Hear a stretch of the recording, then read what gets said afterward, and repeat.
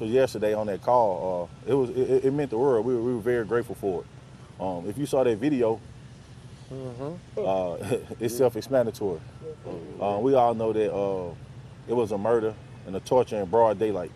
Yep. We all know that the civil rights were violated. But for some reason, with video footage, evidence, and everything supporting exactly what we saw, we somehow never get these charges. And for what reason? That's to be, that's to be identified later. But we are grateful. So yesterday when we received a phone call from the Attorney General saying, and you can hear the sincerity in his voice. You can hear that he was very touched and moved by our brother's death and these police officers' conduct. And I mean, he spoke with us for about 15 minutes, and just explained to us that, hey, we got indictment charges going against these 4 officers, former officers. And it put a smile on our faces, I know, just hearing how touched and moved he was that he's gonna give this his all, 100%. He's gonna hold these guys to their accountability. And we grew up right across the street from Texas Southern University in CUNY homes. And it's a big graduation day for these young men and women, and we're as happy and honored that we are invited here to this event. And I mean, it means a lot.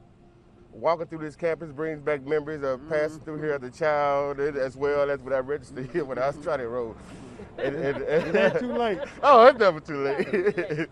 But I mean, honestly, seeing these faces of these wonderful men and women getting ready to go out into this world, they just spent a lot of time studying and training for what they're about to do, and they're stepping into the world of 2 justice systems, one for black African Americans and one for the white folks. And this right here is going to be very hard for them because this moment they all celebrating happy smiles with their family and wanting to go out into this world and do what they've been wanting to do and training and going to school for, but it's going to be a lot of obstacles ahead of them.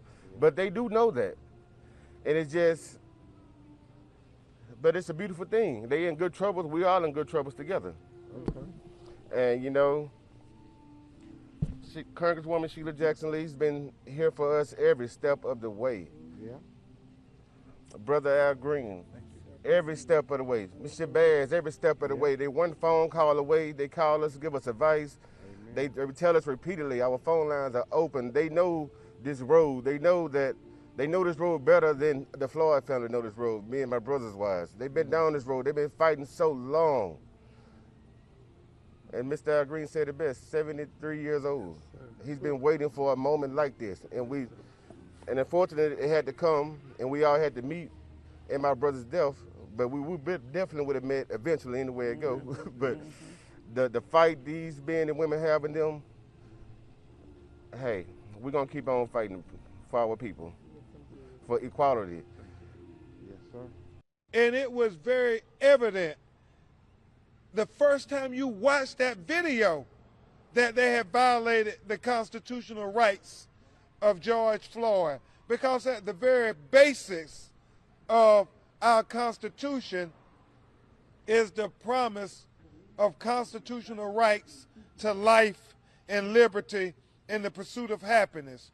And you knew watching that video that they had violated George Floyd's constitutional right to life when they prevented him from taking a breath for 9 minutes and 29 seconds while those officers kept their knee on his neck and on his back.